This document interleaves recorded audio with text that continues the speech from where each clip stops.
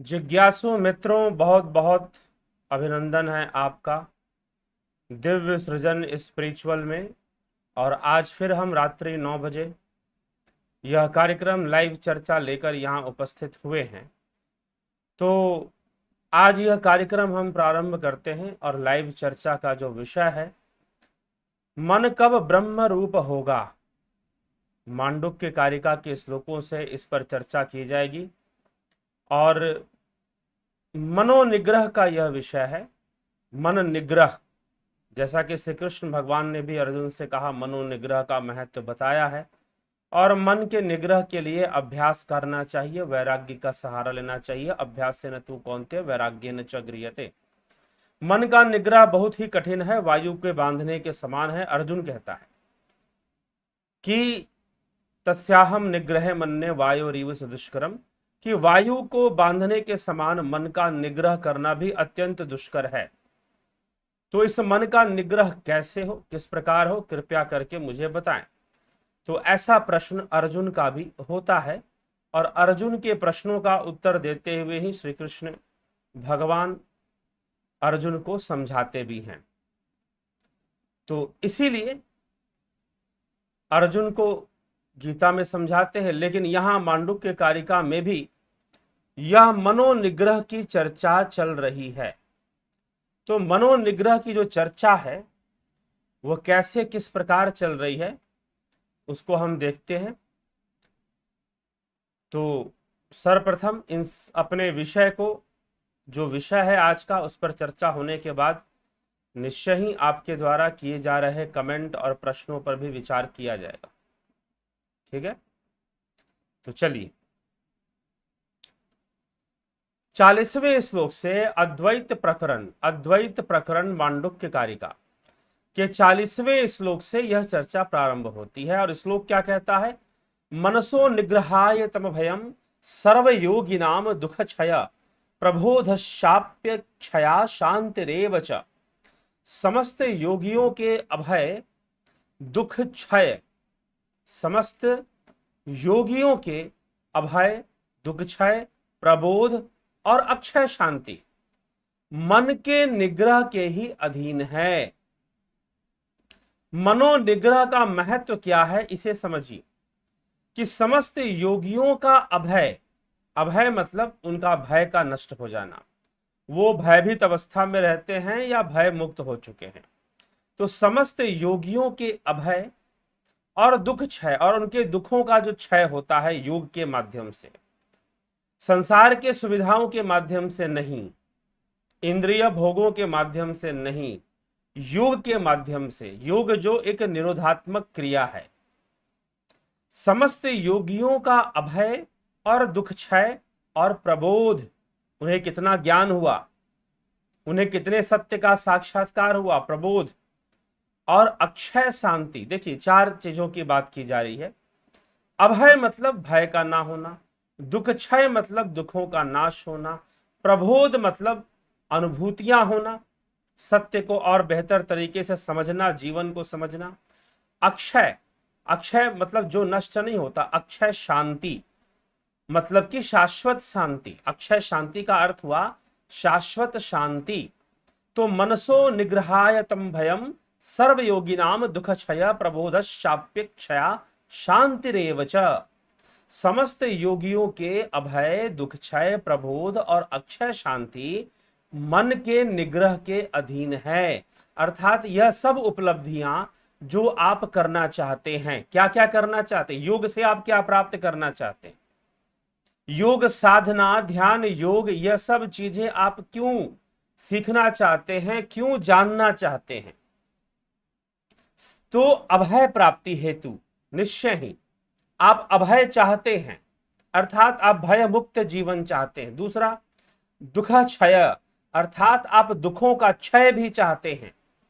और प्रबोध अर्थात जो जीवन रहस्य है, जीव और जीवन का जो रहस्य है, वो आपके सामने उसका ज्ञान प्रकट हो और आपको जीवन बेहतर तरीके से समझ में आए और जीवन जीने की राह आपको मिले। समस्त योगियों के अभय दुख क्षय प्रबोध और अक्षय शांति मन के निग्रह के ही अधीन है।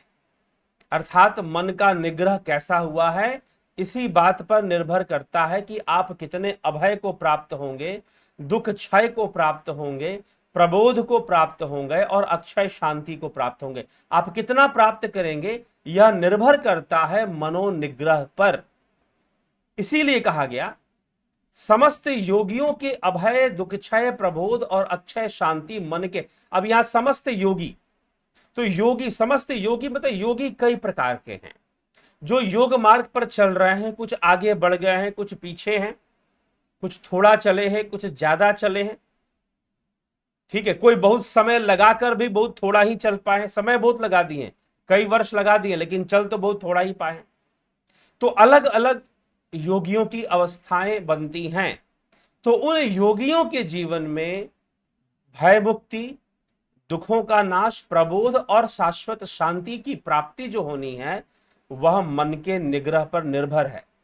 मन का निग्रह हुआ नहीं हुआ है, कितना हुआ है, कैसा हुआ है, इन सब बातों पर वह निर्भर है। इसलिए मन के निग्रह का ही महत्व। मन ब्रह्म रूप कैसे होगा, आज का यही तो विषय है। तो मन ब्रह्म रूप मनोनिग्रह से होगा। मनोनिग्रह धैर्य पूर्वक ही हो सकता है।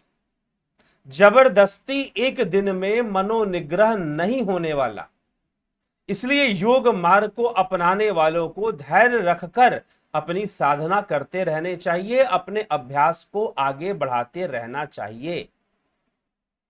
ठीक है, तो आगे भगवान गौड़पाद क्या कहते हैं, उत्सेक उद्धैर्य द्वत् कुशाग्रे नैक बिंदुना मनसो निगृहस्त द्वद्ध वेद परिखेदतः।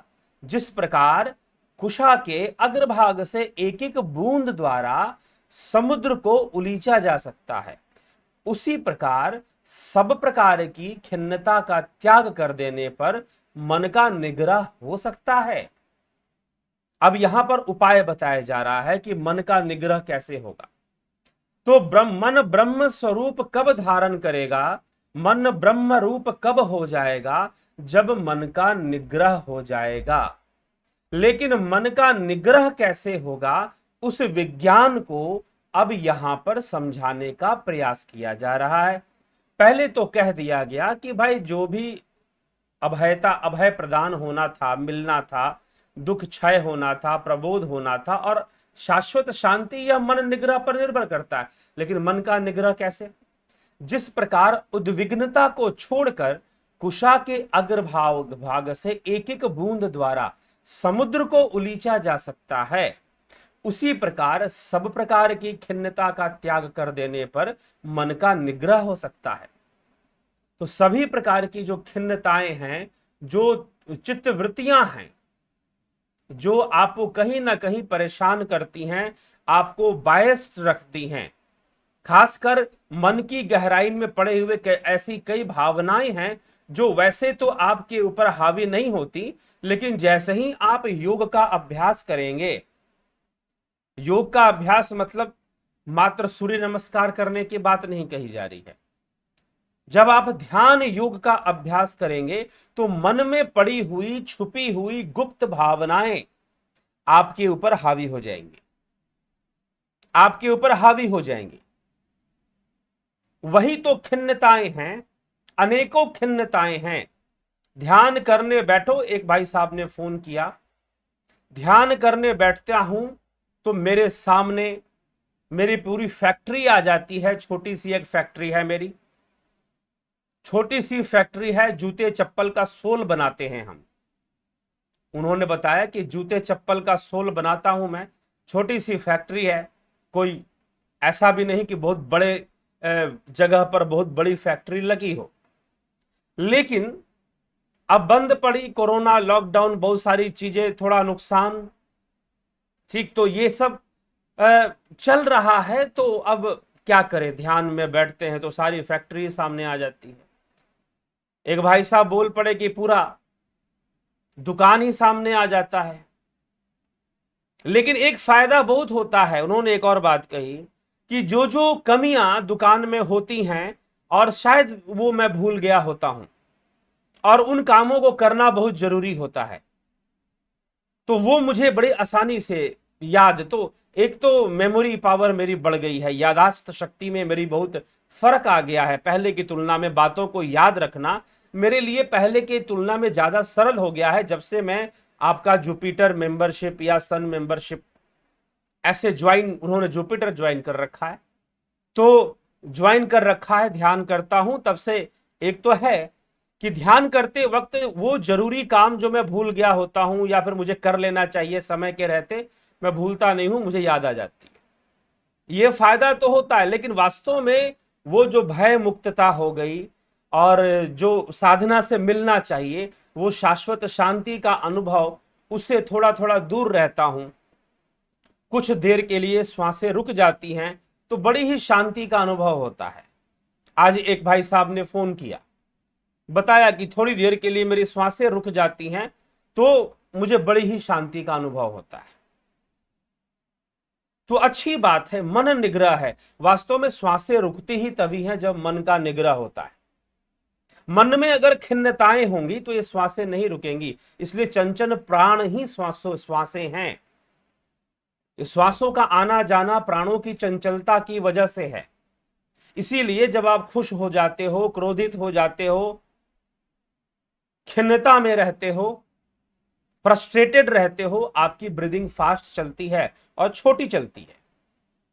तेज तेज सांस लेंगे आप, ज्यादा फास्ट फास्ट आप छोड़ेंगे, लेंगे, छोड़ेंगे।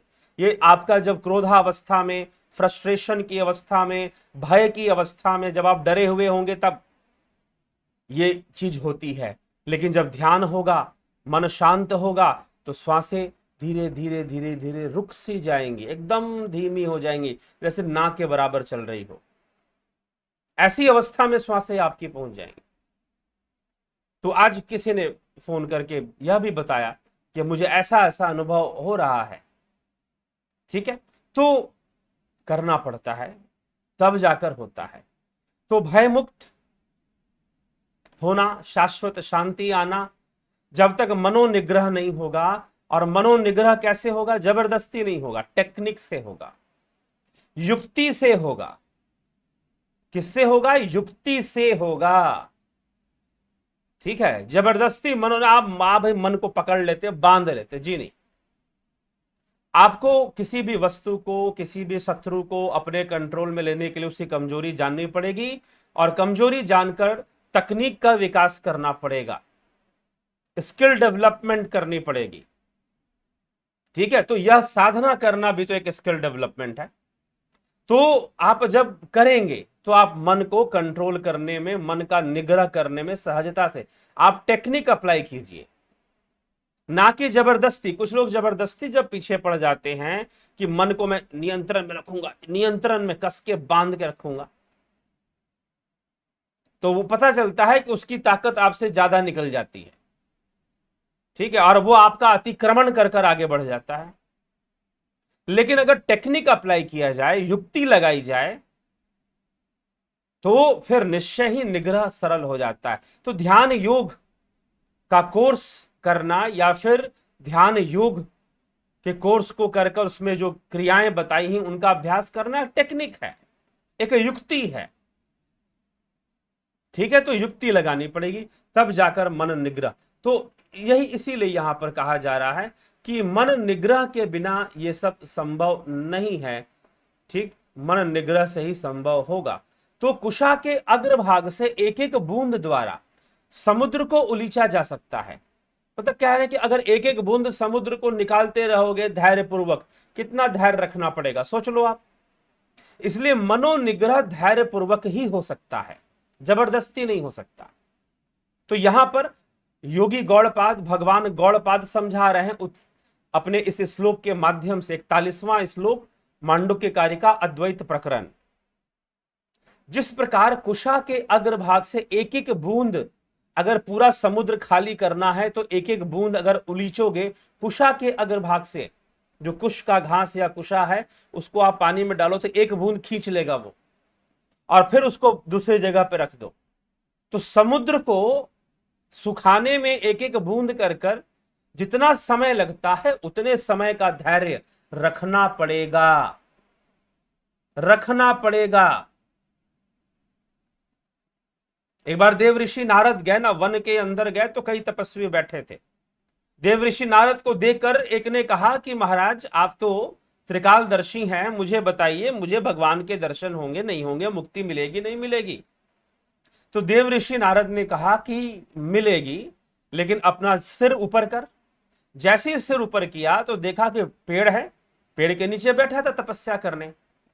तो देखा कि भाई नारद जी ने पूछा कि जरा गिन ले, कितने पत्ते हैं इसमें, गिन सकता है?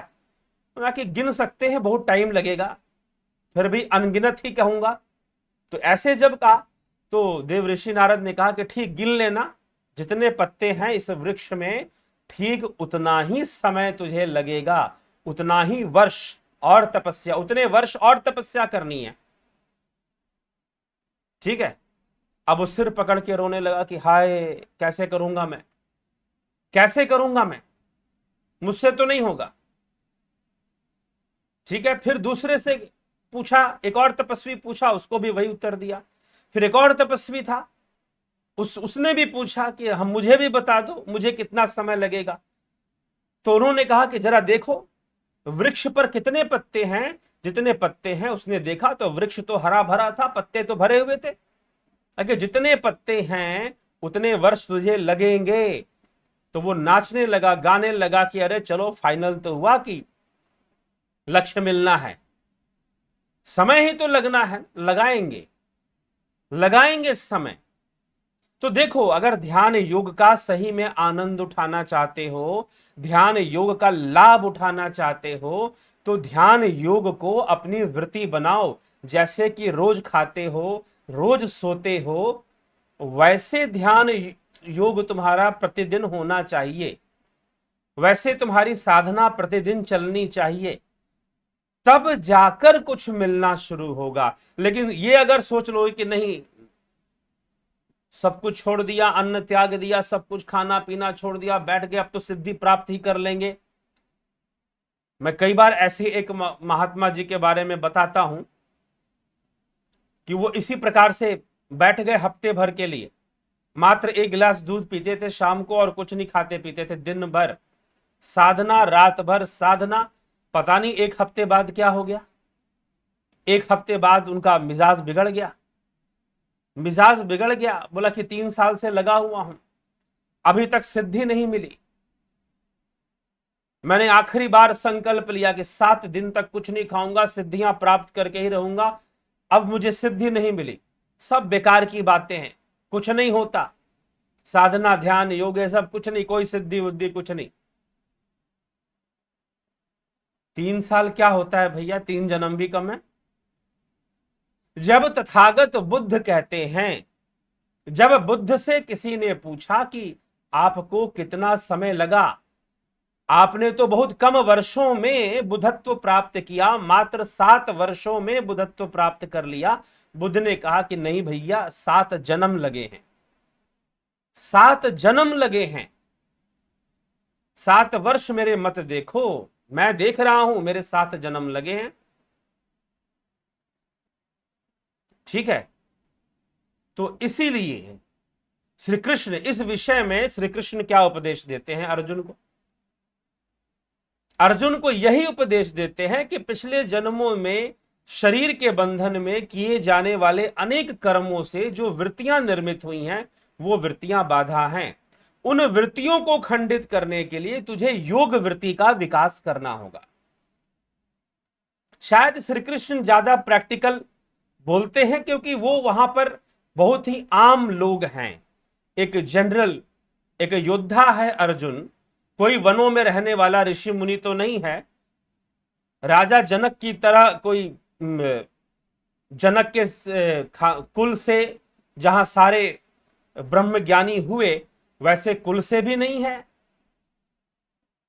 तो अर्जुन इस प्रकार से प्रश्न करता है। श्री कृष्ण कहते हैं कि तुझे योग वृत्ति का विकास करना होगा। अगर इन वृत्तियों को खंडित करना है जो दुखदाई हैं, जो खिन्नता पैदा करने वाली हैं, जो खिन्नता पैदा करने वाली हैं, जो तुमको फ्रस्ट्रेशन, डिप्रेशन, टेंशन देने वाली हैं, उन वृत्तियों को अगर रोकना है तो तुम्हें योग वृत्ति का विकास करना होगा। और तुम चाहते हो कि जबरदस्ती कुछ कर लोगे तो कभी कुछ नहीं होने वाला। एक वृत्ति डेवलप करनी, एक हैबिट डेवलप करना होगा। जैसे तुम रोटी ना खाओ तो तुम्हें सारा दिन कमजोरी महसूस होता है, नींद से ना सोवो अच्छे से तो तुम्हें कुछ भी अच्छा नहीं लगता, ना भोजन का स्वाद आएगा, ना कोई मिलने आ जाए तो ना उसका स्वाद मिलेगा, आनंद मिलेगा मित्र का। ठीक है, तो कोई चीज तुम्हें अच्छी नहीं लगेगी अगर तुमने रात को अपनी नींद पूरी ना की हो। वैसे ही साधना वृत्ति का विकास हो जाए, अगर तुम ध्यान ना करो तो तुम्हें अच्छा महसूस नहीं होना चाहिए। तुम्हें लगना चाहिए कि आज तो कुछ कमी रह गई, आज तो अच्छा नहीं लग रहा, अरे आज ध्यान नहीं हुआ। मन में एक रहे ऐसी वृत्ति तो फिर तुम्हें जहां मिलेगा, ऑफिस में जाओगे तो सोचोगे कुर्सी पर ही 5 मिनट के लिए बैठ लेता हूं आंखें बंद कर कर, कुछ तो अच्छा लगे। ठीक है, तो जब तक ऐसी वृत्ति का विकास नहीं कर लोगे तब तक मनोनिग्रह होने वाला नहीं है, तब तक आनंद का झरना फूटने वाला नहीं है, तब तक जीवन भय मुक्त होने वाला नहीं है, तब तक जीवन का दुख क्षय नहीं होने वाला, प्रबोध नहीं होने वाला। और अक्षय शांति, अक्षय शांति, इस श्लोक में अक्षय शांति शब्द का प्रयोग जो नष्ट नहीं होने वाली शांति है, जो शाश्वत शांति है, उसी को अक्षय शांति कहा गया। ठीक है, तो ये बताया गया। और धैर्य कितना, कुशा के अग्रभाग से एक एक बूंद द्वारा समुद्र को उलीचा जा सकता है, उसी प्रकार सब प्रकार की खिन्नता का त्याग कर देने पर मन का निग्रह हो सकता है। समुद्र को एक एक बूंद अगर उलीचोगे तो कितने वर्ष, कितनी जिंदगी बीत जाएगी, सारा जीवन भी लगा दोगे तो तब भी एक एक बूंद उलीच पाना।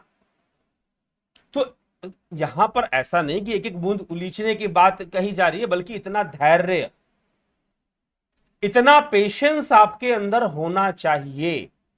जल्दबाजी में मुर्गी के सोने की अंडे की तरह वह किसान जो कि मुर्गी के सोने के अंडे निकालने के चक्कर में मुर्गी का पेट फाड़ दिया, एक भी अंडा नहीं मिला, मुर्गी भी मर गई, सोने की अंडा देने वाली मुर्गी भी मर गई, जो महीने में या हफ्ते में एक सोने का अंडा उसे देती थी। उसे लालच आ गया कि सारा का सारा एक साथ ही निकल जाए, और वो सारा का सारा एक साथ निकालने के चक्कर में बेड़ा गर्क कर लिया उसने, अपनी मुर्गी ही मार डाली। तो तुम भी कहीं ऐसी गलती मत कर लेना, ये समझाने का। तो एक एक बूंद अगर समुद्र को निकाल निकाल के खाली करोगे, कितना वर्ष लग सकता है, शायद पूरा जीवन भी लग जाए, शायद और भी जन्म लग जाए। धैर्य रखना पड़ेगा, धैर्य रखना पड़ेगा। तो वो साधक जो जबरदस्ती ही कुछ निकाल लेना चाहते हैं, बहुत बड़े भ्रम में हैं। करते जाओ, चीजें विकसित होती जाएंगी, तुम्हारी शक्तियां भी विकसित होंगी, तुम्हारा धैर्य भी विकसित होगा, सब कुछ विकसित होगा। करना पड़ेगा, अभ्यासरत रहना पड़ेगा। और इसे तो अभ्यास क्या, आदत बन जानी चाहिए कि तुम इसके बिना रह ना पाओ। आधा घंटा ना हो, 1 घंटा ना हो तो मन में रहे कि अरे आज नहीं हुआ, ऐसी भावना बनी रहे, तभी जाकर कोई लाभ है, नहीं तो क्या लाभ। तो यहां पर योगी गौड़पाद कहते हैं कि इस प्रकार से करना चाहिए। ठीक, आगे क्या कहते हैं, उपायेन निगृह्या द्विक्षिप्तम काम भोगयो सुप्रसन्नम लय चैव यथा कामो लयस्तथा। काम्य विषय और भोगों से विक्षिप्त हुए चित्त का उपाय पूर्वक निग्रह करे। मतलब यह जो उपाय बताया, निरंतर अभ्यास करते रहने का, निरंतर प्रयास करते रहने का, निरंतर प्रयत्न करते रहने का। तो विषय भोगों से विक्षिप्त जो यह चित्त है हमारा, उपाय पूर्वक निग्रह करे इसका। तथा लयावस्था, लय अवस्था की यहां पर बात की जा रही है। सुप्रसन्न लय, सुप्रसन्नम लय चैव यथा कामो लयस्तथा। तथा लय अवस्था में अत्यंत प्रसन्नता को प्राप्त हुए चित्त का भी संयम करें, क्योंकि जैसा काम है वैसा भी लय है, वैसा ही लय भी है। तो चित्त का संयम लय अवस्था में भी, अगर चित्त किसी विषय वासना में लय हो रहा है।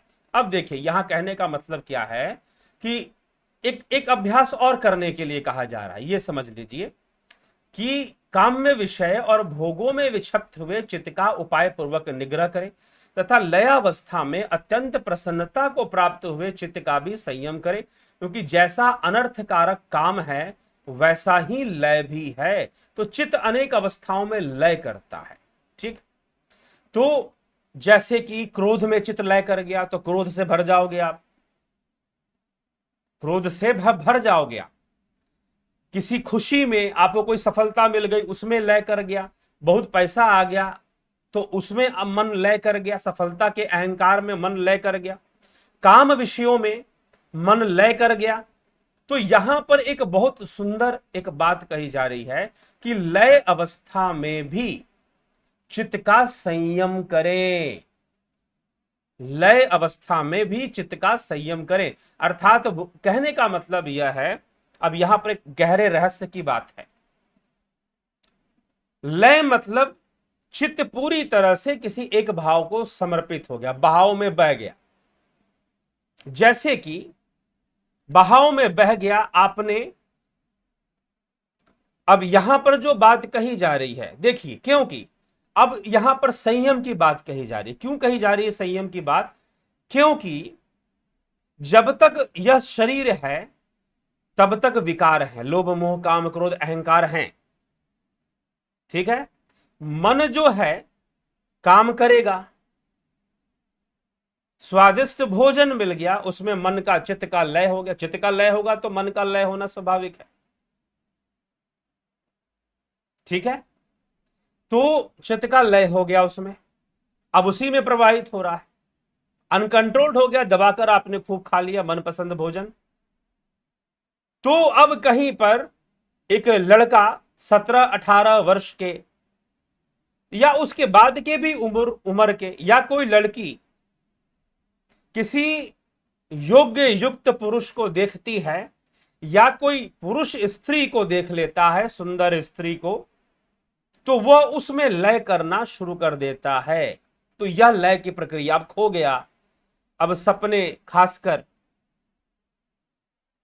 जो टीनेजर्स हैं या फिर जो 18, 20, 21 और कई इस तरह के एज ग्रुप के जो लोग हैं, कई बार बुरी तरह से लय कर जाते हैं, कई बार अनेक सपने बुनने लग जाते हैं, कई बार रात रात भर सोते नहीं हैं और सपने बुनते रहते हैं।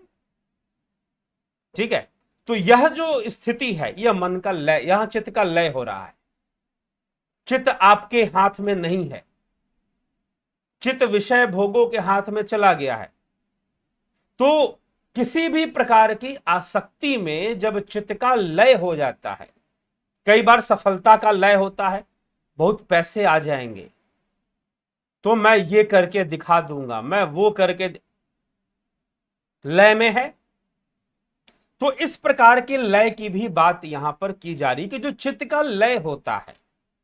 तो श्लोक क्या कहता है यह कि जब चित्त का लय होता है तथा लयावस्था में अत्यंत प्रसन्नता को प्राप्त हुए चित्त भी संयम करे, क्योंकि जैसा अनर्थकारक काम है वैसा ही लय भी है। ठीक है, वैसा ही लय भी है। तो कामनाएं जितनी अर्थकारक हो सकती हैं, चित्त का लय होना बहुत ही अनर्थकारक है। अब वो चाहे क्रोध में लय हो जाए, चाहे वो कामनाओं में लय हो जाए, लोभ में लय हो जाए, तो जहां चित्त का लय हुआ और आपके कंट्रोल के बाहर गया, बहुत नुकसानदायक है वो। तो इसीलिए संयम, प्रत्येक भोग विषय के प्रति संयम होना चाहिए। अगर भोजन का आनंद, वैसे तो संयम ही जीवन का आनंद है, वैसे तो संयम ही जीवन का आनंद है, सही पूछिए तो। भोजन का आनंद उठाने चाहते हो, बिना संयम के नहीं उठा पाओगे। संसार का कोई भी भोग विषय हो, अगर संयम नहीं है उसमें, अगर चित्त के लय पर, चित्त को तुमने छोड़ दिया, जैसे कि कुएं के अंदर आपने एक वस्तु छोड़ दो, कैसे गिरता है, अगर चित्त को वैसे गिरने के लिए छोड़ दिया तो मामला गड़बड़ हो जाएगा। जो भी भोग भोगोगे वो बीमारी का कारण बनेगा, चाहे वह भोजन हो, स्त्री प्रसंग हो, चाहे कोई भी विषय हो। अगर तुमने लय को छोड़ दिया, नहीं पकड़ा, संयम से नहीं उसे धारण किया, तो भोग विषयों को जब संयम से भोगा जाता है तो वह भोग भी योग में सहायक बनने लग जाते हैं, वह भोग भी योग में सहायक बनने लग जाते हैं। परंतु जिसका मन छूट गया और संयम खो बैठा, मन मर्जी से दबाकर खा लिया, जब मन मर्जी किया भोगों को जबरदस्ती भोग लिया, तो ऐसी अवस्था में आप सिर्फ पाप कमाते हैं। क्या कमाई करते हैं? पाप। बीमारियों को इकट्ठा करते हैं, पापों को इकट्ठा करते हैं। लेकिन वही संयम के साथ, विज्ञान के साथ, मतलब कि यहां पर एक लाइन के अंदर बहुत बड़े रहस्य को खोला गया है कि किसी भी कामनाओं को चित्त की किसी भी, क्योंकि चित्त लय होगा, तरह तरह के वस्तुओं के प्रति भोगों में लिप्त होता है, तो क्योंकि वृत्ति है, अनेक जन्मों की वृत्ति है, एक जन्म की भी वृत्ति नहीं है। शरीर का बंधन है, पंचभूत हैं, पंचभूत है तो पंचभूतों से उत्पन्न पंच विकार हैं। काम वात कफ लोभ अभारा, क्रोध पीत नित छाती जारा। गोस्वामी तुलसीदास जी लिखते हैं, अग्नि तत्व से क्रोध, काम, वायु से काम, जल से लोभ, तो ये पंचभूत पंच विकार पैदा करते हैं। तो जब तक पंचभूतों के शरीर में हो विकार पैदा होंगे, लेकिन संयम ले आओ। संयम से ही सिद्धि होती है। सच्चाई तो यह है कि संयम से ही सिद्धि होती है। जो सिद्धि प्राप्त करना चाहते हैं, अगर वो संयम के विज्ञान को नहीं समझते, वो कभी सिद्धि प्राप्त नहीं कर सकते, वो कभी सिद्धि प्राप्त नहीं कर सकते। ठीक है? तो जिन्होंने संयम से साधा है अपने आप को, वही मात्र अपने अंदर एक अद्भुत प्रकार की सिद्धि का विकास कर सकते हैं। ठीक है? तो इसीलिए यही कहा जा रहा है कि भोग विषयों में यह नहीं कहा जा रहा कि तुम भोगों को भोगोगे नहीं, लेकिन संयम अप्लाई करो, संयम ले आओ। ठीक है? संयम को लाना पड़ेगा भोगों को भोगते हुए, तब जाकर वह भोग भी योग में सहायक होंगे। और सच्चाई यह है कि योगी के लिए, जो सही मायने में एक योगी है, उसके लिए सब कुछ, चाहे वो भोग में रहे, चाहे वो जंगल में बैठा हो, सब कुछ, वो हर चीज से लाभ उठा लेता है। वो प्रत्येक वस्तु से, यही तो अष्टावक्र महागीता में महर्षि अष्टावक्र ने क्या कहा, राजा जनक क्या कहते हैं, आत्मज्ञानी को फर्क नहीं पड़ता। वहां पर साफ साफ ये बात खुलकर लिख दी गई है कि आत्मज्ञानी को फर्क नहीं पड़ता कि वो कहां रहता है, वो भोगों के बीच में रहता है कि जंगल में जाकर बैठता है, उसे कोई इस बात से प्रभावित, उसको ये चीजें प्रभावित नहीं कर सकती। तो इसीलिए यह रहस्य, संयम का रहस्य, यहां पर लय अवस्था में, चित्त की लय अवस्था में संयम को ले आओ, तभी मनोनिग्रह होगा। यह मनोनिग्रह पर तो चर्चा चल रही है ना, तो मनोनिग्रह ही हमारा आज का विषय है, और मनोनिग्रह से ही मन ब्रह्म स्वरूप होगा। ठीक? तो इसीलिए कहा जा रहा है कि संयम को ले आओ, संयम अप्लाई करो हर जगह। अगर असंयमित होकर भोगों के चक्कर में पड़ोगे तो बुद्धि का नाश होने वाला है। ध्यायतो विषयान पुंसः संगस्तेषु उपजायते संगात संजायते काम, कामादो क्रोधो अभिजायते, क्रोधाद् भवति सम्मोह, सम्मोहात् स्मृति विभ्रम, स्मृति भ्रंशात् बुद्धिनाशो, बुद्धिनाशात् प्रणश्यति। श्री कृष्ण भगवान अर्जुन से कहते हैं, ध्यायते विषयान पुंसः, विषयों का ध्यान करने से, लड़के ने नई नई कॉलेज ज्वाइन की,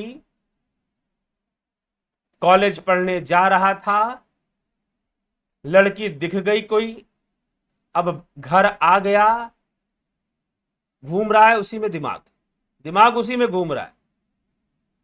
ठीक है? चित्त का लय हो रहा है। दिमाग उसी में घूम रहा है 1 घंटा 2 घंटा, वैसे ही क्रिया प्राकृतिक है, this is a natural fact कि ऐसा होता है। लेकिन संयम ले आना, यहां पर संयम को लागू करना कि नहीं मेरा बहुत टाइम वेस्ट हो रहा है इस काम में, बेकार की इमेजिनेशन है, तो संयम लाकर उसको रोकना, उसको रोकना। अगर नहीं लाएगा ना, अगर नहीं रोकेगा ना, तो कुछ दिनों बाद कोई ना कोई कांड कर जाएगा, गलती कर जाएगा, गड़बड़ कर जाएगा।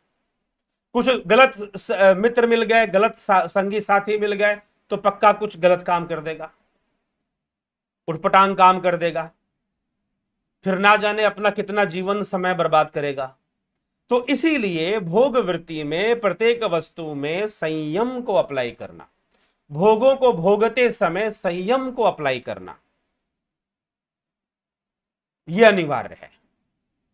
तो अगर संयम को नहीं अप्लाई करोगे, और वास्तव में भोगों का सही प्रकार से, इस संसार का भोग कर कौन पाता है?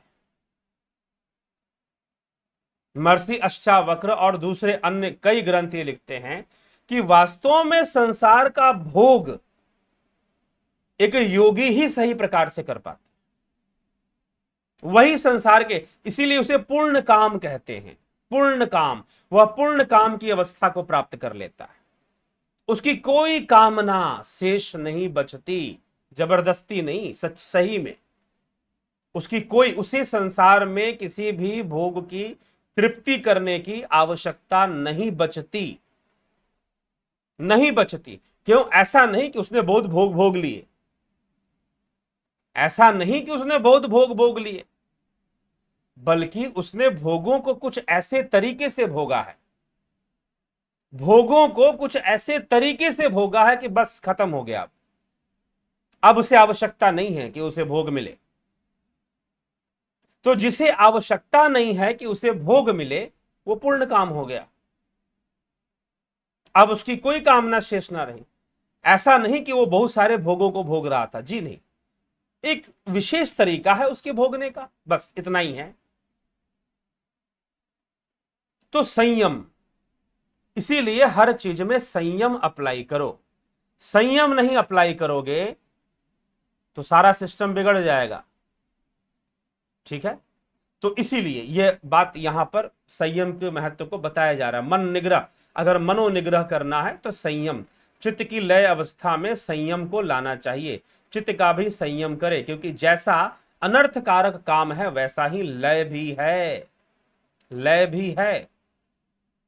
फिर कहते हैं दुखम सर्वमनुस्मृतयः काम भोगानि वर्तयेत, अजम सर्वमनुस्मृतयः जातम नैव तो पश्यति। संपूर्ण द्वैत दुख रूप है,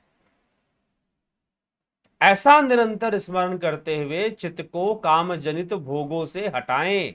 इस प्रकार निरंतर सब वस्तुओं को अजन्मा क्रम रूप स्मरण करता हुआ फिर कोई जात पदार्थ नहीं देखता, मतलब कि धीरे धीरे द्वैत का स्मरण करते हुए कि यह द्वैत तो दुख रूप है, द्वैत के अंदर मिलने वाले जितने भी भोग हैं अंत में दुख का रूप धारण करते हैं, दुख को पैदा कर देते हैं, इस प्रकार की भावना। अब यहां पर कहोगे ये तो बौद्ध का फिलॉसफी आ गया, जी हां, यह बात, इस बात पर भगवान बुद्ध ने बहुत जोर दिया था, जो यहां मांडुक्य कारिका में लिखी जा रही है। लेकिन सत्य है कि संसार दुख में है, यह सांख्य सूत्र है, वास्तव में यह सांख्य सूत्र है। और सांख्य योगी गुरुओं से, सांख्य योगी गुरुओं के पास बुद्ध गए थे, तो वहीं से सीख कर उन्होंने यह सूत्र संसार को दिया कि संसार दुख में है। वही बात यहां पर भी कहा जा रहा है, संपूर्ण द्वैत दुख रूप है, ऐसा निरंतर दुखम सर्वमनुस्मृतयः, दुखम सर्वमनुस्मृतयः काम भोगानि वर्तयेत, अजम सर्वमनुस्मृतयः जातम नैव तो पश्यति। ऐसा निरंतर स्मरण करते हुए चित्त को काम जनित भोगों से हटाएं। इस प्रकार निरंतर सब वस्तुओं को अजन्मा, मतलब निरंतर चिंतन करो कि इस द्वैत में, इस संसार में जितने भी भोग हैं अंततः दुख का रूप धारण करने वाले हैं। बुद्ध का यह सबसे बड़ा उपदेश था। तो अंततः अब ये बातें प्रमाणित करती हैं कि बुद्ध का विचारधारा या बुद्ध का धम्म कोई सनातन धर्म से अलग नहीं था, वेदों की विचारधारा से बिल्कुल भी अलग नहीं था, 1% भी। इसे कुमारिल भट्ट ने प्रमाणित किया था। और इसी बात को लेकर उनके बौद्ध आचार्यों से विवाद हो गए थे, क्योंकि राजनीति तो इस बात पर चलती थी कि भेद पैदा करो, अलगाव पैदा करो। आज भी देख लो, राजनीति किस बात पे चलती है, आपके बीच कितना भेदभाव बढ़ाया जा सकता है, जाति के नाम पर लड़वाओ, सबको अलग अलग करो, नहीं नहीं तुम अलग हो, वो अलग है, ये अलग है, राज्य के नाम पर, भाषा के नाम पर, ठीक है। तो इसी कारण से उनका विरोध हुआ, क्योंकि आचार्य कुमारिल भट्ट का यह प्रमाणित करने के बाद भाई ये तो गड़बड़ हो जाएगा, अगर वह प्रमाणित कर देगा तो बौद्ध आचार्यों को बहुत तकलीफ होने लगी फिर। ठीक, तो चलिए कोई बात नहीं, इतिहास का विषय है। तो यहां पर मनोनिग्रह की चर्चा की जा रही है और कहा जा रहा है कि संपूर्ण द्वैत संसार दुखरूप है, दुखम सर्व मनुस्मृतयः काम भोगानि वर्तयेत। तो ऐसा निरंतर स्मरण करते हुए, मतलब इस बात की अंडरस्टैंडिंग, इस बात की समझ पैदा कीजिए कि यह संसार के सारे भोग दुखमय हैं, लेकिन मन का फोर्स है, पिछले जन्मों की वृत्तियों का फोर्स है, वो तो मन पर लागू हो ही जाएगा, वो तो तुम्हें भोगों की ओर ले ही जाएंगे। कम से कम 4 भोग, इनका फोर्स तो सबसे अधिक रहेगा। आहार, निद्रा, भय, मैथुन, ये तो हमेशा बहुत ज्यादा हावी रहेंगे, आहार, निद्रा, भय, मैथुन वाला। तो इनको भी, इनमें भी संयम डालो, इनमें भी संयम डालो, अंकुश लगाओ थोड़ा सा, और भोगने भी निकलो तो पूर्ण संयम के साथ। ये नहीं कि उसमें इतना बह जाओ कि अपनी सारी शक्ति ही छिन्न कर लो, अपना रोगों से शरीर भर लो, रोगी बन जाओ, ऐसा भी ना भोगों को भोगना शुरू कर दो। ठीक है, तो ये बात है, तो ये समझाने का। तो संसार, तो भोगों के ऊपर जो लय की जो वृत्ति है उसको कम करने के लिए एक यहां पर तर्क, विरोधी तर्क, तर्क के बदले में तर्क दिया जा रहा है। संपूर्ण द्वैत संसार दुख रूप है, दुखम सर्व मनुस्मृत्य काम भोगानि वर्तयेत। तो इस प्रकार से कहा जा रहा है सारी कामनाएं, सारे काम भोग, सब के सब अंत में दुख का रूप धारण कर ही लेते हैं। तो ऐसा निरंतर स्मरण करते हुए चित्त को काम जनित भोगों से हटाएं। इस प्रकार निरंतर सब वस्तुओं को अजन्मा ब्रह्म रूप स्मरण करता हुआ फिर कोई जात पदार्थ नहीं देखता, सब कुछ तो ब्रह्म से ही है, ऐसा समझकर करें। और ब्रह्म तो हमेशा निश्चल है, ठीक, उसे किसी से कोई मतलब नहीं, उसका भोगों में कोई लय नहीं। तो यह तो इंद्रियों के वशीभूत ही भोग लय बनता है। तो लय संबोध ये चित्तम विक्षिप्तम शमेत पुनः सकाशयम विजानी यात संप्राप्तम न चालयेत। चित्त सुसुप्ति में लीन होने लगे तो उस आत्म विवेक में नियुक्त करें, यदि विक्षिप्त हो जाए तो उसे पुनः शांत करें। यदि इन दोनों के बीच अवस्था में रहे तो उसे सकाशाय राग युक्त समझे तथा साम्य अवस्था को प्राप्त हुए चित्त को चंचल ना करें। अपने चित्त की अखंडता को हमेशा बनाए रखें। जब सुषुप्ति लीन होने लगे, जब चित्त लीन होने लगे तो उसे आत्म विवेक से नियुक्त करें। आत्म विवेक लीन होने लगे अर्थात लय में जाने लगे, लय में जाने लगे। आपकी इमेजिनेशन, आपका मन, आपकी थॉट प्रोसेस, आपका कंट्रोल, अपना कंट्रोल खो रही है। बार बार जो उस सुंदर लड़की को देख लिया, उसकी छवि दिमाग में बार बार आ रही है, काश वो स्वादिष्ट भोजन मुझे मिल जाता, काश वो धन मुझे, बार बार वह धन ही दिमाग में घूम रहा है। तो यहां पर चित्त लय की प्रक्रिया हो रही है। तो अपने आत्म विवेक से क्या कहा जा रहा है, चित्त लीन होने लगे तो उसे आत्म विवेक में नियुक्त करें, आत्म विवेक में नियुक्त करें। यदि विक्षिप्त हो जाए, अगर डिप्रेशन में आ जाए, विक्षिप्त हो जाए, नेगेटिविटी आ जाए, कई बार पॉजिटिविटी आ जाती है, कई बार नेगेटिविटी आ जाती है, तो एक्स्ट्रा पॉजिटिविटी अति सर्वत्र वर्जते। जीवन के प्रति सकारात्मक दृष्टिकोण रखना चाहिए। इसका मतलब यह नहीं है कि जीवन को सपनों में जीना चाहिए, करे भाई मेहनत करोगे तब तो कुछ पाओगे ना, लेकिन सोचते रहने से क्या हो जाएगा। तो जब इस प्रकार का लय होने लगे, जब इस प्रकार की अवस्था बनने लगे, तो फिर विचार करना चाहिए और आत्म विवेक से इस पर अंकुश लगाना चाहिए, आत्म विवेक में नियुक्त करें। यदि विक्षिप्त हो जाए तो उसे पुनः शांत करें, सकाशाय राग युक्त समझें। यदि इन दोनों के बीच की अवस्था में रहे, विक्षिप्त और आत्म विवेक, तो राग युक्त समझे तथा साम्य अवस्था को प्राप्त हुए चित्त को चंचल ना करे, चित्त को चंचल ना होने दे। ठीक, उस साम्य अवस्था में सुख का आस्वादन ना करें, बल्कि विवेकवती बुद्धि के द्वारा उससे निसंग रहें। फिर यदि चित्त बाहर निकलने लगे तो उसे प्रयत्न पूर्वक निश्चल और एकाग्र करें। अब ये जितने भी श्लोक चल रहे हैं ना, आपको लगेगा जैसे पतंजलि योग सूत्र शुरू हो गया,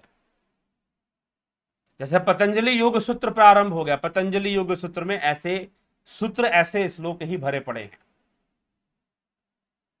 how to manage your mind, how to manage your चित्त, भरे पड़े हैं।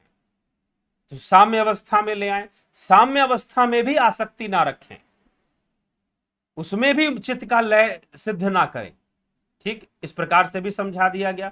चित्त को एकाग्र अवस्था में रखें। किस अवस्था में? फिर यदि चित्त बाहर निकलने लगे उसे प्रयत्न पूर्वक निश्चल और एकाग्र अवस्था में रखें। ठीक है, किस अवस्था में रखें? चित्त को एकाग्र अवस्था में रखें। ठीक, तो क्या होगा कि उसका विषय वासनाओं में अनकंट्रोल्ड लय नहीं होगा, अनकंट्रोल्ड लय नहीं होगा। अनकंट्रोल्ड लय जो होता है ना वासनाओं में, विषयों में, वो फिर नहीं होगा। ठीक है, फिर एकाग्र अवस्था आएगी, फिर चित्त की अखंडता स्थापित होगी जो हमेशा ही बनी रहेगी। ठीक है, तो ये चीज है, तो हमेशा ही बनी रहेगी। तो कहा गया यदा ना लीयते चित्तम ना च विक्षिप्यते पुनः अनिंगन मनाभासम निष्पन्नम ब्रह्म ततदा। अर्थात जिस समय चित्त सुषुप्ति में लीन ना हो, अर्थात उसका लय ना हो, जिस समय, अब देखिए आहार निद्रा भय मैथुन ये है, और जब चित्त इतना एकाग्र हो जाए, इतना संयम आ जाए कि चित्त सुषुप्ति में लीन ना हो, सुषुप्ति में भी लय होने से आप रोक सकते। जिस समय चित्त सुषुप्ति में लीन ना हो और फिर विक्षिप्त भी ना हो, डिप्रेशन में भी ना आए, विक्षिप्त मतलब मान लीजिए आप सारे रात सोए नहीं, एक ऐसी अवस्था का वर्णन यहां पर किया जा रहा है जिसमें आप सारी रात सोए नहीं हो, सारी रात सोए नहीं हो, तो आप अगर नहीं सोओगे तो विक्षिप्त अवस्था में चले जाओगे। लेकिन एक चित्त की ऐसी अवस्था है कि सारी रात अगर नहीं भी सोए हो तो भी विक्षिप्त अवस्था में नहीं जाओगे, एक ऐसी अवस्था में रहोगे जहां पर एक एकाग्र अवस्था है, जबरदस्ती की अवस्था नहीं है।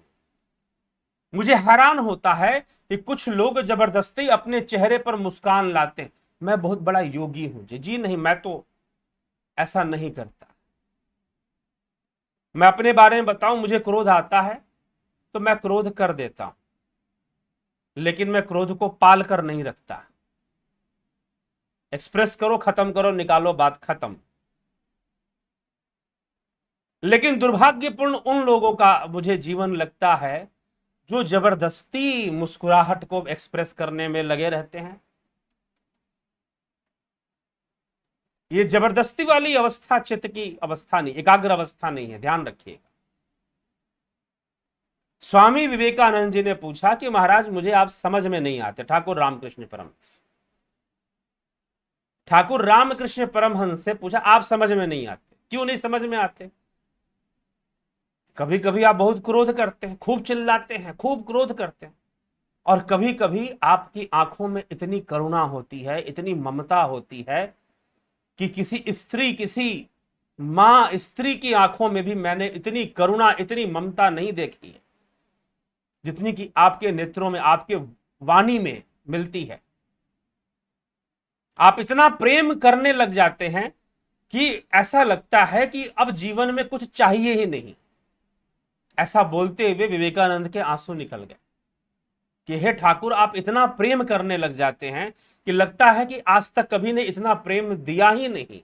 आपके आलिंगन जब आप बाहों में भर लेते हैं, मुझे आलिंगन कर लेते हैं मेरा, तो मुझे तो ऐसा लगता है कि बस अब कुछ चाहिए ही नहीं जीवन में, यह अनुभूति। लेकिन कभी कभी आप क्रोध करते हैं और कभी कभी आप खीर खाने के लिए झगड़ा करते हैं कि मुझे सबसे मीठा खीर चाहिए,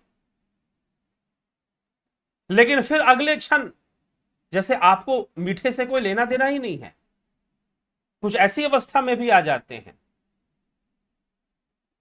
तो योगी अपने चित्त की अखंडता को कभी खंडित होने नहीं देते, यह ध्यान रखिएगा।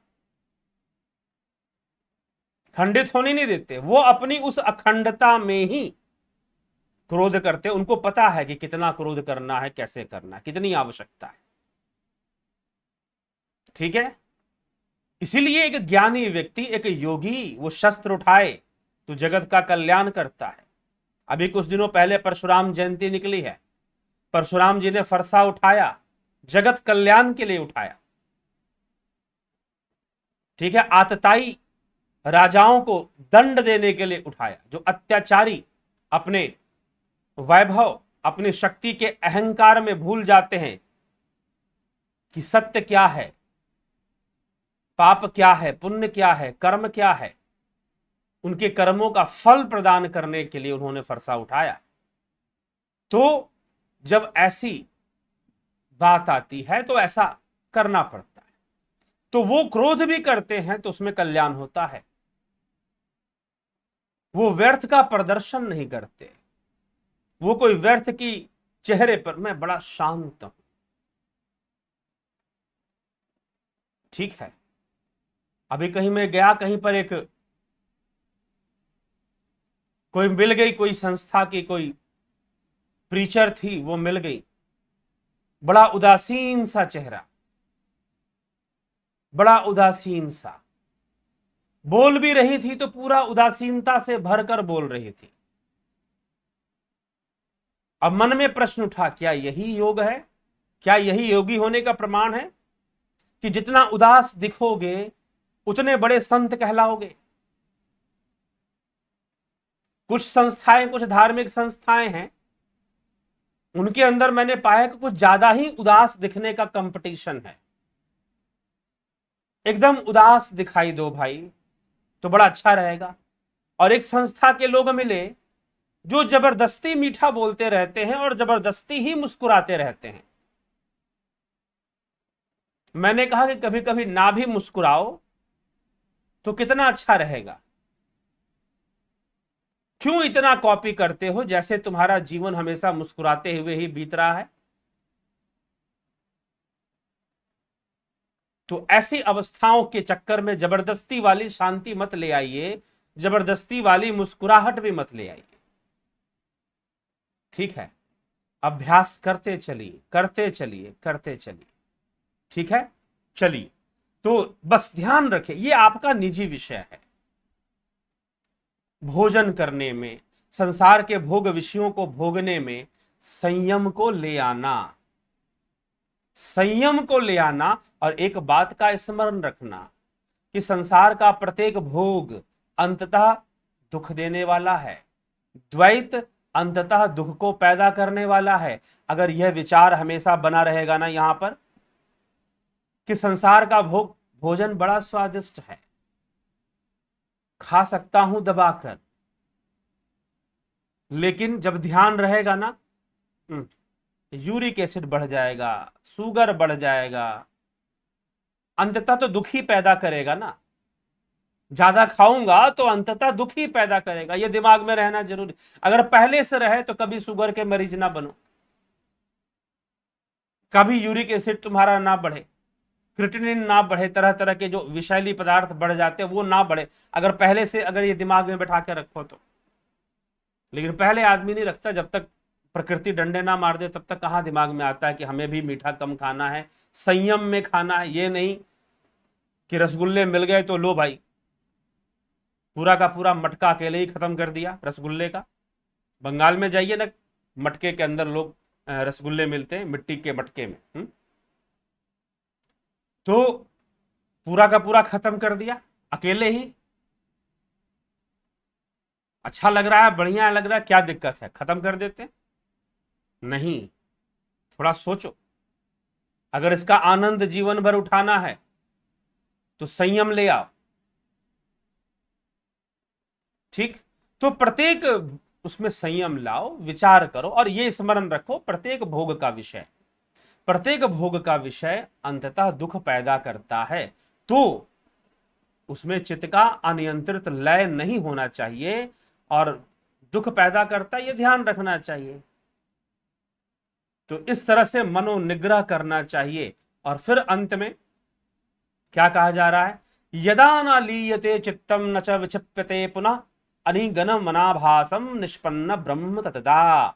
जिस समय चित्त सुषुप्ति में लीन ना हो और फिर विक्षिप्त भी ना हो, क्योंकि क्या होता है कि जब आपको भोग नहीं मिलते, अब यहां पर दो विषय का है कि दो विषयों पर दो टाइप के शब्द प्रयोग किए जा रहे हैं, विक्षिप्त और लीन। क्या मतलब है इसका, विक्षिप्त और लीन होने का? विक्षिप्त और लीन, विक्षिप्त अवस्था कुंठा अवस्था है, कुंठा अवस्था है विक्षिप्त अवस्था, और एक है लीन। यह दोनों ही अवस्थाएं गड़बड़ हैं, दोनों ही अवस्थाएं गड़बड़ हैं, कुंठा अवस्था और विक्षिप्त अवस्था। ये बहुत बड़ा रहस्य है। लगभग 3 श्लोकों में इन दोनों अवस्थाओं का वर्णन किया गया।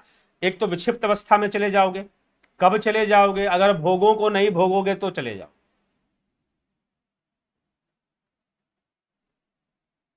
एक महात्मा जी मिले, 21 साल की उम्र में उनको ब्रह्मचर्य का जोश चढ़ गया। ब्रह्मचर्य पालन करूंगा, समर्पित हो गए, ब्रह्मचारी जीवन उन्होंने शुरू कर दिया। 30 साल की उम्र आ गई, मैं ब्रह्मचारी रहूंगा पक्का। ठीक है, उम्र बीती, इज्जत भी खूब कमाई, दाढ़ी बाल भी बढ़ा ही लिए थे उन्होंने, दाढ़ी बाल भी बढ़ा लिए, इज्जत भी खूब कमाई ब्रह्मचारी के नाम पर। 40-45 की उम्र हो गई, कुंठा, विक्षिप्त अवस्था, बीमारी ही तो है।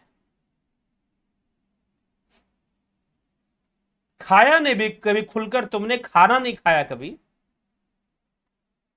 खुलकर कभी खाना नहीं खाए, समझदारी से खाओ, लेकिन खाने के लिए मना किसने किया था? तो अगर विक्षिप्त अवस्था में चले गए, ठीक, हम ब्रह्मचारी रहेंगे जी, एक बूंद नहीं गिरने देंगे, एक बूंद नहीं गिरने देंगे, ठीक है, रहेंगे। अब पहुंच गए 30 में, कुंठा, कुछ नहीं होने वाला, कोई योग नहीं हो रहा, सब बेकार गया। अगर कुंठा में आ गए, अगर कुंठा में आ गए, अगर 20 साल का, 20-25 साल ब्रह्मचर्य में रहने के बाद भी मन में ये विचार आ गया, अरे मैंने ये भोग नहीं भोगा, अरे मैंने ये नहीं खाया, अरे मैं समुंदर तट पर नहीं घूमा, अगर ये कुंठा पालकर बैठे हुए हो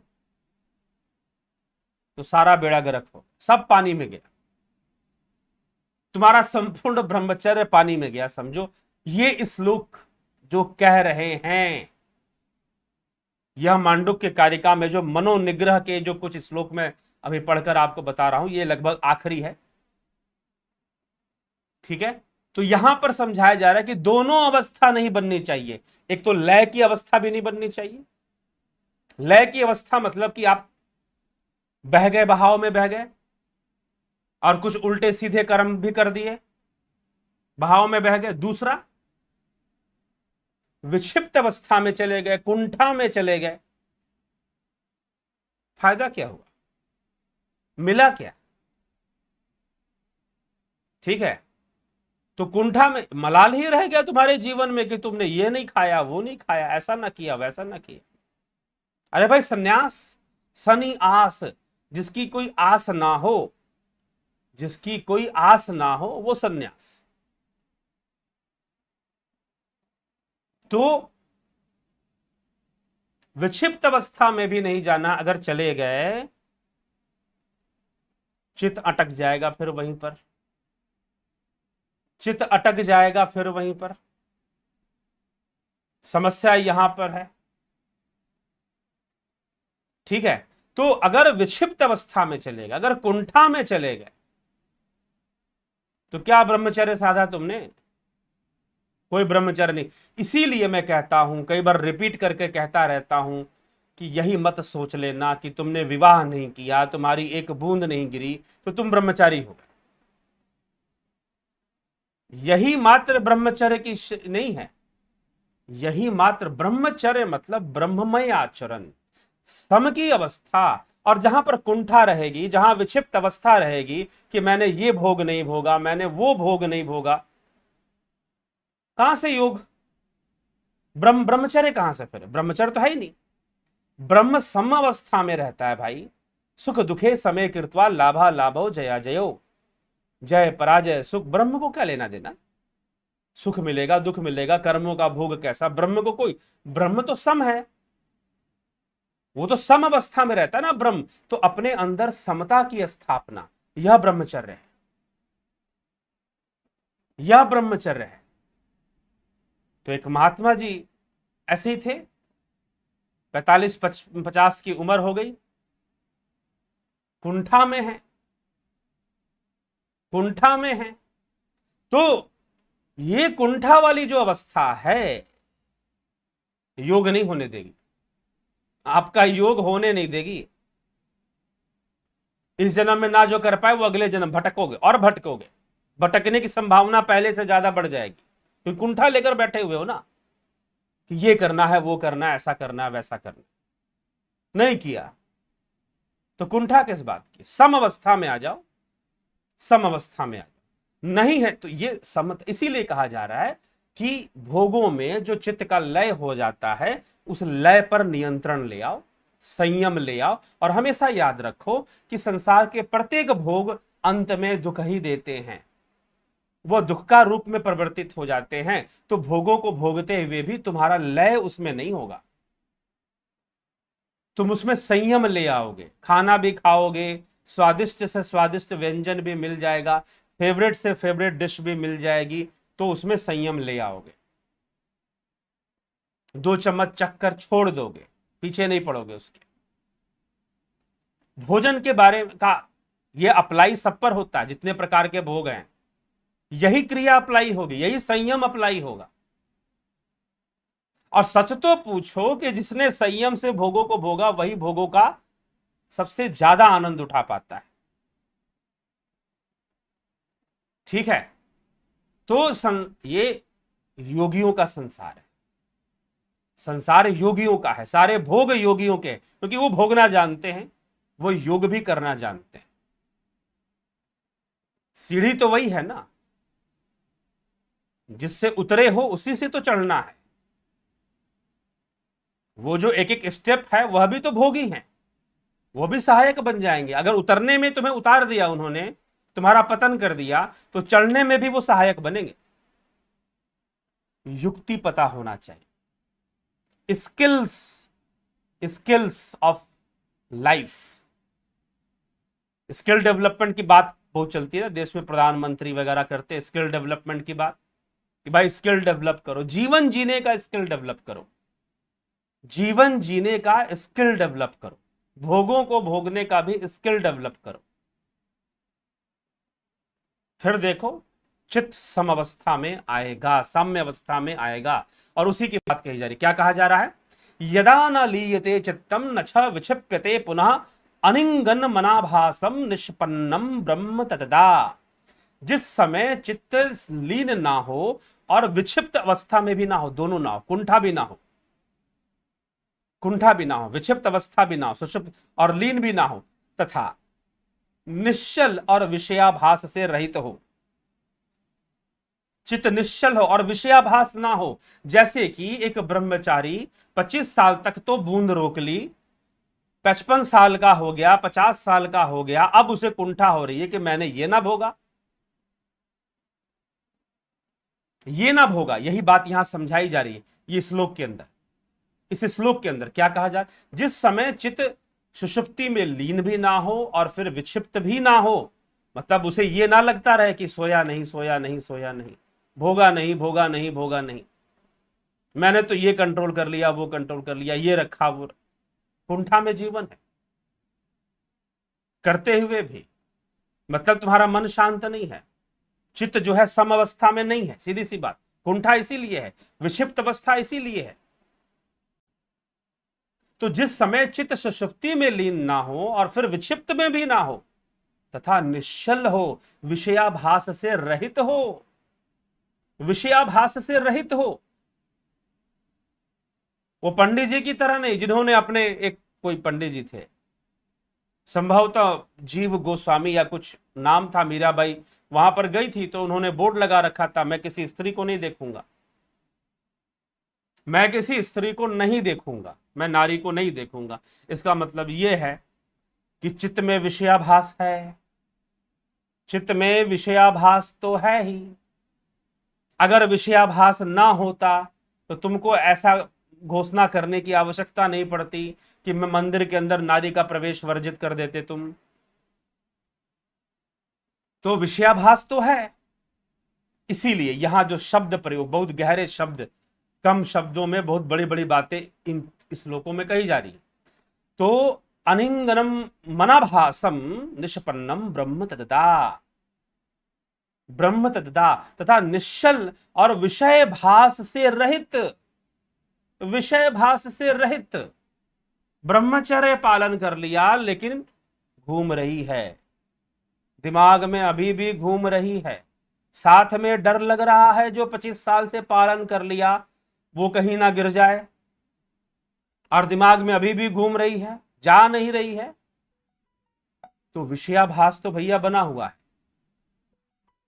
विषयाभास तो बना ही हुआ है ना। तो जब विषयाभास बना हुआ है, विषयाभास बना हुआ है, फिर कैसा ब्रह्मचर्य, कैसा सन्यास, क्या, सब कुछ सब बेकार। ठीक है।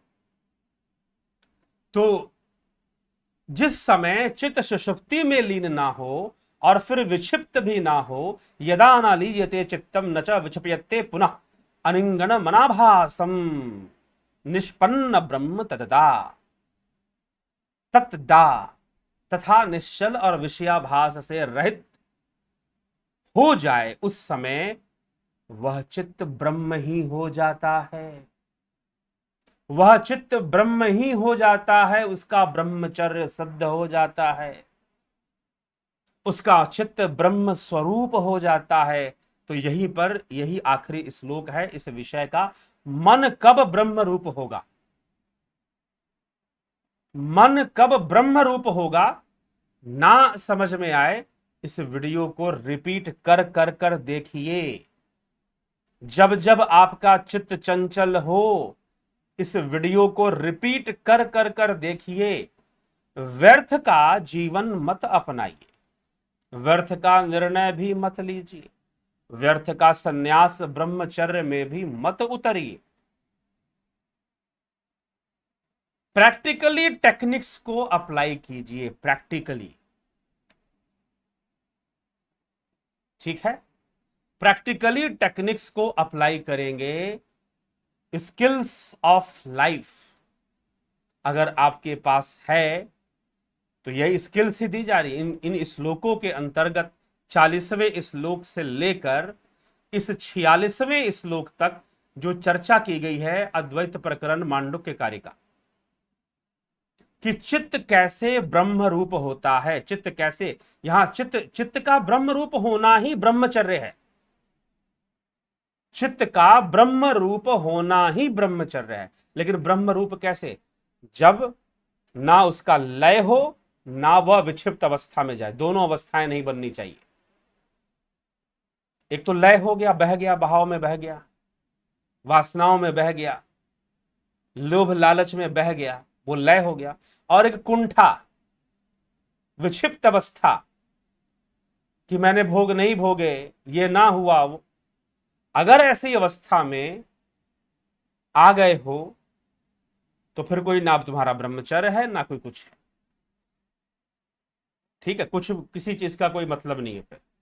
तो ये इन दोनों ही अवस्थाएं नहीं बननी चाहिए, एक निश्चल अवस्था बननी चाहिए, अनरिएक्टिव, जहां पर आपका चित्त रिएक्शन देना बंद करे, शांत, सारी खिन्नताएं खत्म हो जाए। खिन्नता शब्द का प्रयोग पीछे किया ना, तो खिन्नताएं सारी ना रहे, तब जाकर एक निश्चलता आएगी। एक बाबा जी मुझे मिल गए, ब्रह्मचारी थे वो, उनको जब भी देखो गुस्से में नजर आते, चेहरा सारी स्किन खींचे हुए, ऐसे ऐसे खींचे हुए, ब्रह्मचर्य के ऊपर हमेशा प्रवचन देते रहते हैं, युवाओं से ब्रह्मचर्य पालन करवाओ, लगे रहते हैं। अच्छी बात है, अच्छी बात है, लेकिन खुद को भी तो ब्रह्म की अवस्था में ले आओ। इतनी विक्षिप्त अवस्था में क्यों रहते हो भाई? ठीक है, हमेशा इतने फुलझड़ी की तरह क्यों रहते हो? तो कहीं ना कहीं लगता है, हमेशा फुलझड़ी की तरह जलते रहते हो, तो कहीं ना कहीं लगता है कि मन के कोने में कुंठा बैठी हुई है, कुंठा बैठी हुई है ब्रह्मचर्य। अब कोई रास्ता है नहीं, अपनी छवि बना ली है ब्रह्मचारी वाली, रास्ता नहीं है कोई। तो अब एक ही रास्ता है कि खूब क्रोध करो और दूसरों के ऊपर थोपो। ठीक है, जिस कुंठा में मैं हूं तुम सारे भी आओ, जो सजा मुझे मिल रही है तुम सारे युवाओं को भी मिलनी चाहिए। तो ऐसे कोई मतलब नहीं है, वही यहां समझाया जा रहा है। ऐसी अवस्था में रहने वाला कोई ब्रह्मचारी ब्रह्मचर्य, इसलिए ब्रह्मचर्य का मतलब यह समझ लेना कि विवाह नहीं किया आपने तो क्या राजा जनक ब्रह्मचारी नहीं थे क्या? क्या कृष्ण ब्रह्मचारी नहीं थे? तो इसीलिए गहन विषय है मन का निग्रह। मन जब निश्चल हो जाएगा, विषयाभास से मुक्त हो जाएगा, विषयों से मुक्त हो जाएगा। ये नहीं, तुमने सारा जीवन स्त्री का संग नहीं किया, तुमने सारा जीवन भोजन का स्वाद नहीं लिया, हमेशा खिचड़ी खाई सारी जिंदगी, अच्छी बात है खाओ, लेकिन अगर विषयाभास बना हुआ है, स्वादिष्ट भोजन का भास बना हुआ है, स्त्री के सौंदर्य का भास बना हुआ है, स्त्री के अंदर पुरुष के सौंदर्य का या उसके स्पर्श का भास बना हुआ है, सब बेकार है, सब व्यर्थ है। इसीलिए शब्द प्रयोग, मांडुक्य कारिका, वेदांत को, एक एक सूत्र को, एक एक रहस्य को खोल खोल कर निकाला गया। तो योगी गौड़पाद कहते हैं कि ये नहीं कहते कि तुमने विषयों का संग किया है। क्या लिख रहे हैं? शब्द क्या लिख रहे हैं? फिर से सुन लो, 46वां श्लोक क्या कह रहे हैं। वो ये नहीं कह रहे हैं कि तुमने जीवन में स्त्री का संग किया नहीं किया, स्वादिष्ट भोजन किया नहीं किया। क्या? अनिअंगन मनाभासम निष्पन्नम ब्रह्म तदा, कि अगर विषयाभास भी नहीं है और चित्त निश्चल हो चुका है, निश्चल हो चुका है चित्त, और विषयाभास भी नहीं है, तो तुम्हारा चित्त ब्रह्म में स्थापित हो रहा है। यही ब्रह्मचर्य है, यही ब्रह्मचर्य है। लेकिन भोजन तो नहीं कर रहा है, भोजन का आभास बना हुआ है, स्त्री का संग तो नहीं कर रहा है, लेकिन यहां पर स्त्री का आभास बना हुआ है। साध्वियां समर्पित हो गई है, सफेद साड़ी पहन ली है, प्रचार कर रही हैं, लोगों को ध्यान सिखा रही हैं, लेकिन यहां पर भास बना हुआ है। यहां पर जो बना हुआ है वही असली है। ध्यायतो विषयान पुंसः, श्री कृष्ण ने यह नहीं कहा कि तुमने विषयों को इकट्ठा कर लिया, नहीं, ध्यायतो विषयान पुंसः, मात्र विषयों का ध्यान किया, मात्र विषयों का चिंतन किया, वही विषयाभास, संग हो रहा है विषयों का। इसलिए मिथ्याचारी मत बनो, कृष्ण ने इस पर जोर दिया। अर्जुन मिथ्याचारी मत बन, बोल रहा है कि ब्रह्मचारी बनकर कटोरा मांगकर भीख मांग लूंगा लेकिन युद्ध नहीं करूंगा। यह मिथ्याचार मुझे मत सिखा तू, यह तेरे लिए अनुचित है, नपुंसकता को प्राप्त हो रहा है तू। इस समय तेरा कर्तव्य है युद्ध करना, वही करना पड़ेगा, निष्काम भावना से करना पड़ेगा, जीतने के लिए नहीं, धन प्राप्ति के लिए नहीं, प्रॉपर्टी के लिए नहीं कि सारी जमीन पर सब तेरे अधिकार क्षेत्र में आ जाएगा, इसके लिए नहीं। अब तो ये धर्म युद्ध है भाई, करना ही पड़ेगा, कोई विकल्प नहीं रह गया। ठीक है, तो अब युद्ध करने में ही तेरा सन्यास है, युद्ध करने में ही तेरा ब्रह्मचर्य है, ना कि कटोरा ब्रह्मचारियों की तरह कटोरा लेकर भिक्षा मांगने में तेरा ब्रह्मचर्य है, ऐसा नहीं है। अगर तू कुछ त्यागने में विश्वास करता है तो इसे युद्ध को पूर्ण करना ही तेरा सबसे बड़ा त्याग कहलाएगा। ठीक है, तो विषयाभास बने रहना, विषयाभास बने रहना, बेड़ा गर्क है तुम्हारा। ठीक है, इससे बढ़िया तुम थोड़ा सा खा लेते तो शायद तुम्हें विषयाभास की मुक्ति में सहायक हो जाता, सहायक हो जाता। तुम तो बहुत बड़े विचित्र स्थिति में पड़ गए, चले गए प्रचारक बनने का शौक, दूसरों को प्रवचन, ये प्रवचन सुनाने का शौक भी बड़ा खराब चीज। लोगों को बीमारी लग जाती है उपदेश देने की। ठीक है, वो हमेशा उपदेश देते रहे, वो ऐसा सोच लेते। तो इसीलिए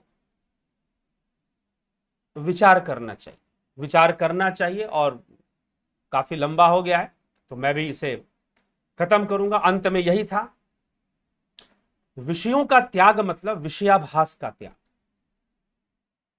यहां पर जो विषयाभास बना हुआ है वो खत्म होना चाहिए।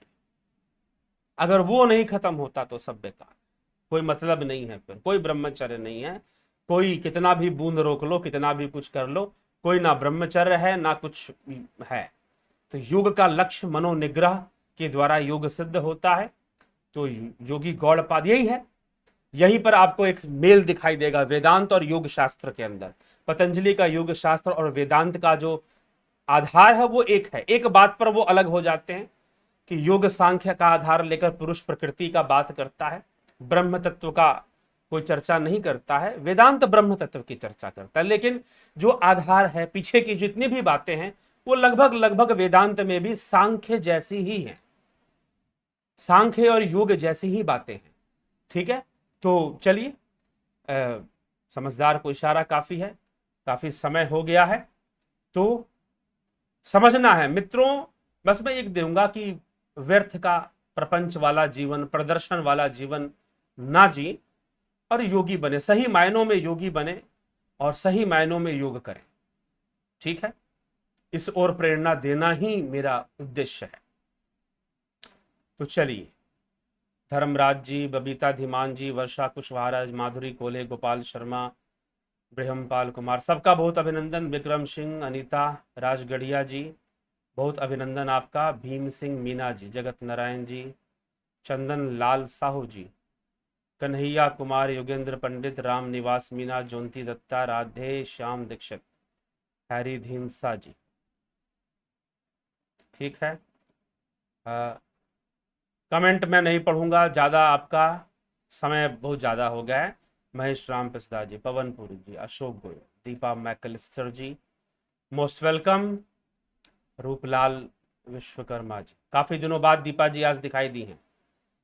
तो रूपलाल विश्वकर्मा जी, राजेश शर्मा जी, बीजी समय से। दीपा जी एक हेल्थ वर्कर हैं और इस कोरोना टाइम में जो हेल्थ वर्कर हैं उनकी कितनी जिम्मेदारी है, कितना रिस्क रहता है उनके लाइफ को, जो कि हॉस्पिटल या मेडिकल सेंटर्स पर जाकर काम करते हैं। तो दीपा जी इंग्लैंड में वो यह सेवा देती हैं। तो निश्चय ही उनका जीवन बहुत ही, और वो लाइव आती हैं समय निकालकर, तो निश्चय ही उनका मैं स्वागत इसीलिए करता हूँ कि इस कोरोना काल में भी अपने काम से समय निकालकर, जबकि हेल्थ वर्कर का काम बहुत रिस्क का काम है, तो निश्चय ही समय निकाल कर आप आई हैं, तो आपका स्वागत। रूपलाल विश्वकर्मा जी, राजेश शर्मा जी, जोंती दत्ता जी, वैजनाथ कुशवाहा जी, राम प्रकाश जी, स्मिता सावंत जी, विशाल भार्गव जी, जोंती दत्ता, ध्यान है मृत्यु मन की मृत्यु, जी हाँ। अनिल सोनी, ध्यान करने में पैरों में दर्द होने लगता है, पैरों का पोजीशन बदल लिया कीजिए, बदल लिया कीजिए, ठीक है। धर्मेंद्र शर्मा जी, सचिन कनाडे जी, चलिए जी, प्रताप जाला जी, भूप सिंह खीचर, लवीना कनाडे, जय श्री कृष्ण, जय श्री कृष्ण जी। एसपी सैनी, स्नान करते समय पहले पानी सिर पर डालते हैं या पांव पर? यह एक अलग विषय है, ये नेचुरल प्राकृतिक चिकित्सा का विषय आ गया, ये कभी और बताऊंगा इस विषय पर। वास्तव में कहां डालना चाहिए वो अलग है, लेकिन फिर भी जब सिर और पैर की बात कर रहे हैं तो पहले पैर पे डालना चाहिए, पहले पैर पे डालना चाहिए, ठीक है, सिर और पैर की जब आप तुलना कर रहे हैं तो। क्या अगर महाभारत युद्ध नहीं होता और अर्जुन युद्ध से विमुख नहीं होता तो भगवान कृष्ण गीता का ज्ञान भी नहीं सुनाते?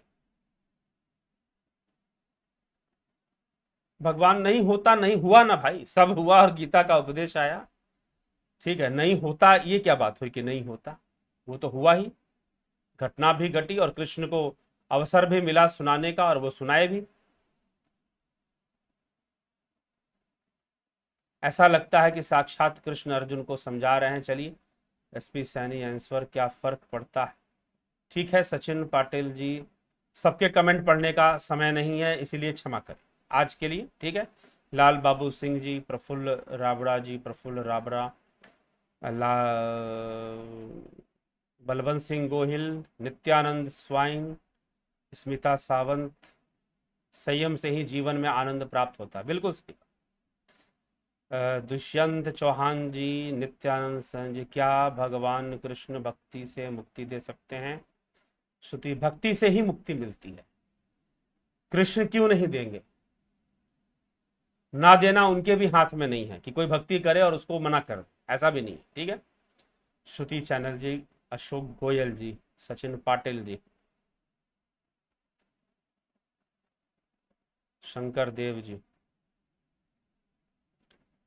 क्या नॉनवेज मीट खाकर स्पिरिचुअल डेवलपमेंट हो जाएगा? इसके ऊपर वीडियो बना हुआ है चैनल में, आप ढूंढ कर देखिए, नहीं तो आगे आने वाले चैनल में पूछिएगा, समय रहेगा दे देंगे, आज समय नहीं है कि आपके प्रश्नों का उत्तर दें, ठीक।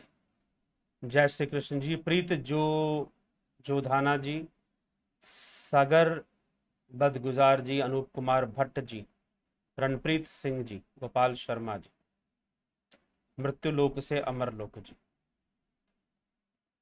रणवीर चौहान जी, चंद्रशेखर नायक, सबका, प्रिंस राठी जी, ठीक है, सबका बहुत बहुत अभिनंदन मित्रों। जुड़े रहें, शेयर भी किया करें, आपको लगे कि इस चैनल पर दी जाने वाली जानकारी या जो उपदेश है वो अगर, हाँ, लोगों को जानना चाहिए, इन विषयों में समझना चाहिए, तो शेयर भी किया करें। बहुत बहुत आभार आप सभी का।